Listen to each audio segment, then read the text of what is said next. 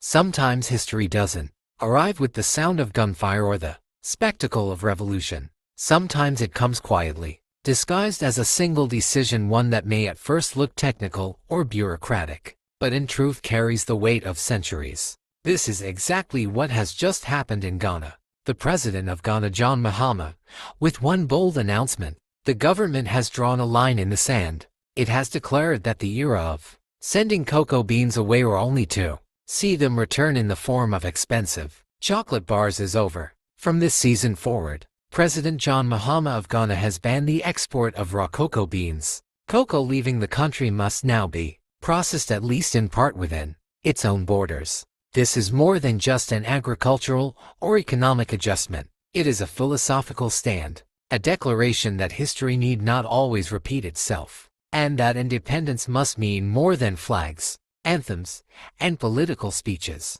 It is about dignity, fairness, and sovereignty. And so the question emerges: what happens when a nation decides that it will no longer give away the essence of its labor for others to grow rich while its own farmers remain in poverty? That is the question Ghana has chosen to ask and to answer. Let's dive deep into the story. The announcement came at the start of the 2025-26 cocoa season. At first, many around the world may not have paid much attention. After all, Ghana has adjusted cocoa policies before. Prices go up, subsidies change, markets fluctuate. But this was something entirely new. The government was not merely adjusting the numbers. It was restructuring the rules of the game. From now on, multinational corporations that have for generations depended on cheap and processed Ghanaian cocoa beans would have to rethink their habits. They would need to either invest in Ghanaian factories, purchase semi-finished cocoa products such as butter, powder,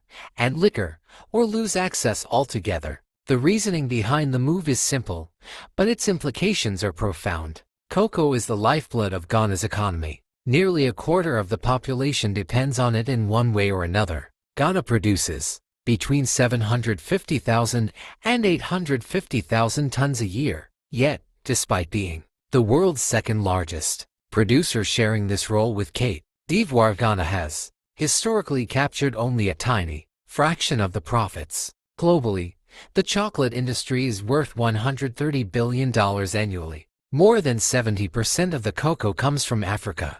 And yet, less than 6% of that $130 billion ever reaches the continent. Think about that. For every $100 chocolate bar sold in Paris, London, or New York, only about $6 stays in Africa, mostly as meager payments to farmers. The other $94 flows elsewhere to the corporations that roast, refine, brand, package, and distribute. So, this is not just about beans. It is about dignity and sovereignty, about finally claiming the fruits of one's own labor. To reassure its farmers, Ghana's government also raised the producer price of cocoa to record levels. This was not just an economic move, but a political signal. Farmers would not be sacrificed on the altar of industrial growth. The international reaction was swift. Markets trembled. Cocoa futures prices jumped. Executives in Zurich, Hamburg, and New Jersey began recalculating costs. For them, Ghana's move was a storm in a system they once thought uncheckable.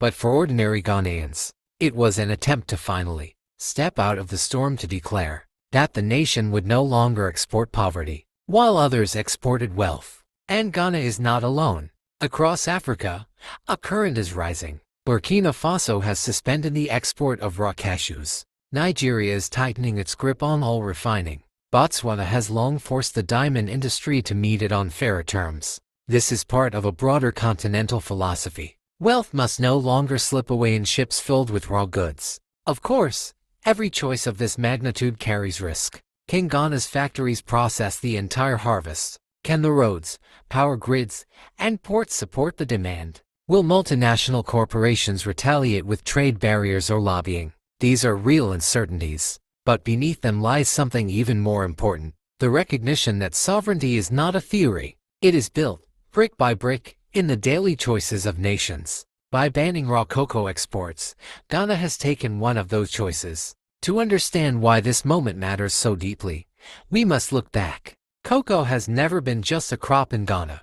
It has been both a blessing and a curse. The story begins in the late 19th century, When cocoa was introduced to the Gold Coast by a farmer named Tete Kwarshi, his name today is almost legendary. Within decades, cocoa spread across Ashanti and Burkina By the 1920s, the Gold Coast had become the world's leading producer of cocoa, a title Ghana still contests with Côte d'Ivoire today. On the surface, this looked like success. Cocoa generated revenue, supported infrastructure, and placed the young colony on the global trade map. But beneath the surface lay a harsher truth. Cocoa was grown and exported under systems designed by colonial administrators and foreign companies. The beans left raw, headed for Europe.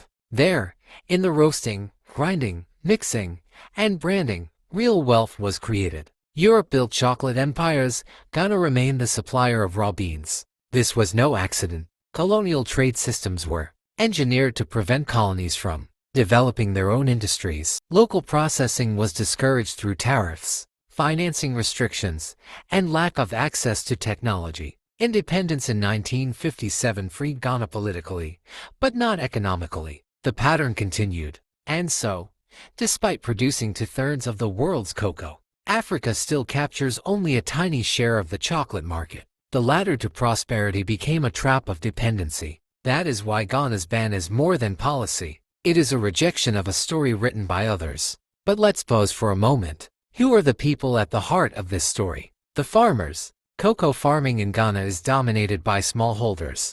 Most cultivate just 2 or 3 hectares. For decades, they have endured low prices, unpredictable demand, and poor infrastructure. Their patience for promises is thin, and rightly so. If this ban does not translate quickly into real benefits, some farmers may be tempted to smuggle their beans into neighboring Côte d'Ivoire. Past years have already shown how porous borders allow beans to slip away when prices differ. To prevent this, the government has announced record farm gate prices. But money alone is not enough. Farmers also need better extension services, improved credit access, and long-term programs to encourage younger generations to stay in farming.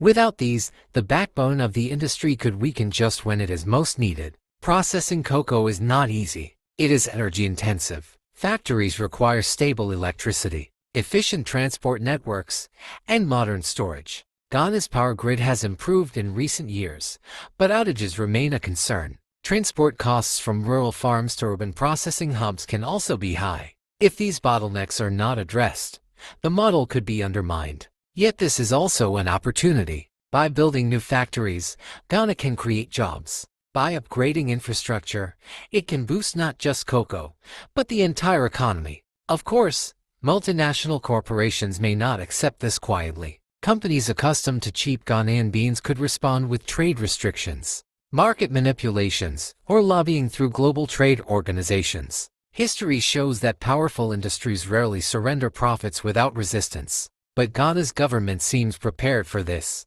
Officials argue that sovereignty is worth the struggle and that industrial growth must finally benefit those who labor at the roots of the cocoa tree. Let's zoom out. What does this mean for the world? Chocolate is one of the most beloved luxuries on earth, woven into holidays, celebrations, and daily indulgences. If supply chains are disrupted and costs rise, chocolate may become more expensive. For consumers in Paris or Chicago, this may feel like a minor inconvenience, but it is also a reminder that the sweetness of chocolate has always rested on the bitterness of inequality. Meanwhile, other African nations are watching. If Côte d'Ivoire joins Ghana, the two nations together would control over 60% of global cocoa supply. That could reshape the entire industry. Imagine an OPEC for cocoa.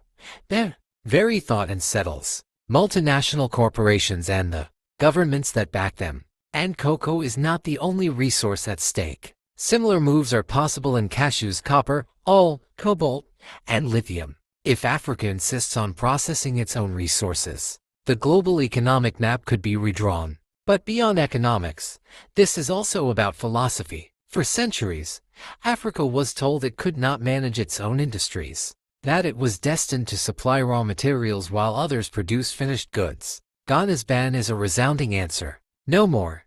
This is not simply about chocolate. It is about rewriting Africa's role in the global economy. It is about saying that sovereignty is not complete until it includes the right to decide what leaves one's shores, and in what form. Of course, the path is fragile. A single failed harvest due to climate change, a poorly managed factory, or a sudden global downturn could disrupt progress. But sovereignty is never won in comfort. It is wrested from uncertainty and risk. What matters most is the direction. Ghana is moving forward, not in circles. If this policy succeeds, Ghana may inspire others. If Côte d'Ivoire, Nigeria, and other nations join, Africa could become not just a continent of extraction, but a continent of production. This shift would also reshape geopolitics. Partners who once saw Africa only as a source of raw goods would have to meet it on new terms. Perhaps this will open doors to new alliances, with partners willing to invest in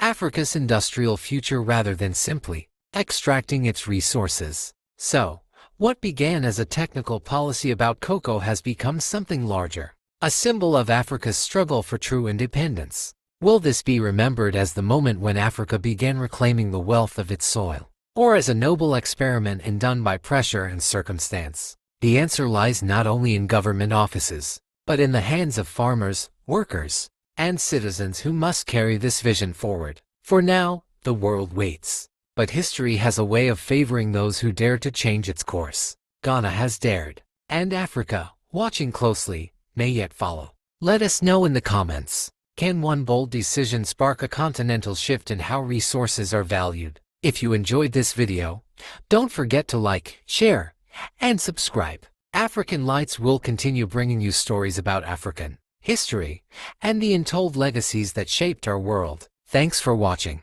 Until next time, stay tuned.